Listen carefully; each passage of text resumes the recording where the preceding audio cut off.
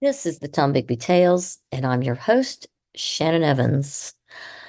I write about a small town along the Tombigbee River in northeast Mississippi called Columbus. And sometimes I write about the surrounding areas and most of the rest of the state, if it so strikes me. This episode is a continuation of a discussion on the MDAH grant that was submitted by Nancy Luke Carpenter for the Tennessee Williams Building, which is the visitor center in Columbus. And Carpenter is the director of the Columbus Visitors Bureau, as well as, for a time being, the director of the uh, foundation as well. She'll be moving to the foundation full time and leaving the Columbus Visitors Bureau by the end of March. The recent grant application by the Columbus Cultural Heritage Foundation has been procured by the Tombigbee Tales, and its contents are disturbing for what it contains and for what it omits. The total amount of the project of money requested for renovations on the Tennessee Williams Building is projected at $270,348.44, with a grant request of $216,278 from the MDAH, the Mississippi Department of Archives and History, and a 20% matching share of $54,069.99. The MDAH grant directions on page 5 clearly states the project coordinator for the project cannot be reimbursed via the grant for their time and efforts. However, the project professional, in this case, the architect, can be. The grant submitted contains a line, supervision reimbursed at $23,742. Yet there is also a line for an 8% design fee totaling $19,139.71 that would clearly be for the architect. So either the architect is double dipping and getting the supervision reimbursement as well as the design fee, or Brenda Willis, the foundation board president and designated project coordinator, is earning dollars not allowed under the grant guidelines. This leads to the next portion of the application, the matching grant. Per the application, the city of Columbus will be providing a $54,069.69 matching share. Per page 6 of the application guideline, the match must be in hand, meaning the dollars must be in hand at the time of the application, and evidence of it in a bank statement must be provided in the application packet. The City of Columbus document included in the packet includes a letter from Mayor Keith Gaskin that states he's committed to working with the city council to identify the monies in matching share, that 54,000 plus, not that he had it in hand or that it was even a done deal with the city council. This letter is merely a promissory note, potentially, and it is dated the 27th of September of 2023. Does the city council, already struggling to fund city projects and police and to keep the lights on in their own offices, know the mayor put them on the hook potentially to come up with $54,000 plus unannounced? Was this brought before the city council? Was it voted on? Was it presented as a potential expectation of their budget?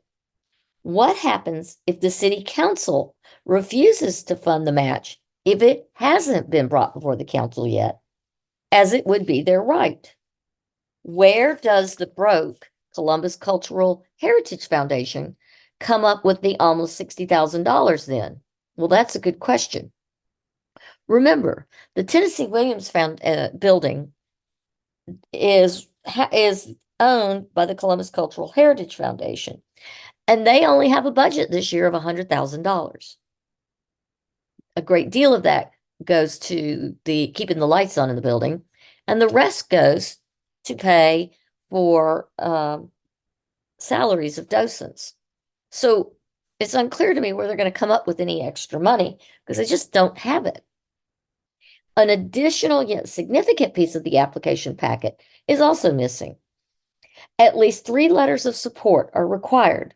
However, only 2 are included. One is from the mayor in addition to his promissory letter. The other is from Dixie Butler, a former board member and friend of director Nancy Carpenter. Mrs. Butler's letter is unique because it reads almost identical to the content about Columbus on the Visit Mississippi website. Add to that, Mrs. Butler is visually impaired. The document is not signed, and currently we can't even question Mrs. Butler if she did write this letter because she's in nursing care at a local nursing facility. There is absolutely no third letter, as is required by the requirements of this grant. How did this get past the MDAH grant committee? Usually, a very detail-oriented review process exists there. So was it because Carpenter is a member of their board, and on that night she was elected their vice president? Who knows? But let's get back to the overpadded budget, because that's far more interesting.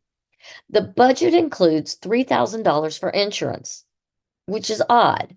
I've never seen a project budget that pays for something that contractors already must carry as a cost of doing business. There's also a bond of $7,000 listed in the budget, which is a really high amount for a bond. Then there's a line that says taxes, $22,353. The Columbus Cultural Heritage Foundation is a nonprofit, and all their nonprofit paperwork is included in their grant application packet. So it would seem that they would be exempt from taxes on all purchases, etc. So it's unclear to me why taxes are included in their estimate. Another line item that's questionable is the temporary facilities that are listed at $4,906.69. Exactly the same amount as a month of expenses for operating the Elks Club across the street. Is that where they plan to hold their business offices as they do this work on the building? Why do they even need temporary facilities? Can't the docent just shift rooms as they are painted and repaired? Or can they put a tent in the front yard like Nancy Carpenter wanted the historic home tours to use to sell tickets and put it up and down every day during last year's spring pilgrimage? Now come to the 2 amounts that are definitely over the top. $25,000 for latent conditions, meaning fixing any faulty work from previous workers, which is kind of ethereal and just kind of out there. So just in case we find any. And $12,000 for contingencies. That's a lot of contingencies. That's a total of $37,000 for maybes, what ifs, and anything I want to throw in for giggles and grins, including possibly the kitchen sink. $5,036 is set aside for floor protection. That's a heck of a lot of tarps, plastic, and blue painter's tape, if you ask me. $9,352 is designated for demolition. That seems awfully high for front porch removal. Although that could include dump fees, but even then, that seems exorbitant.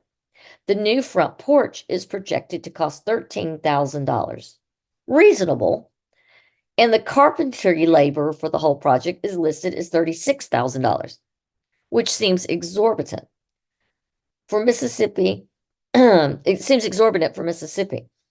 Plaster is projected also high at $7,000. Considering that all the plaster work that has to be done is only patching that's needed, not entire rooms. And probably it was either previously patched by the contractor who came in after the roof leaked, or they should have come in. but I digress.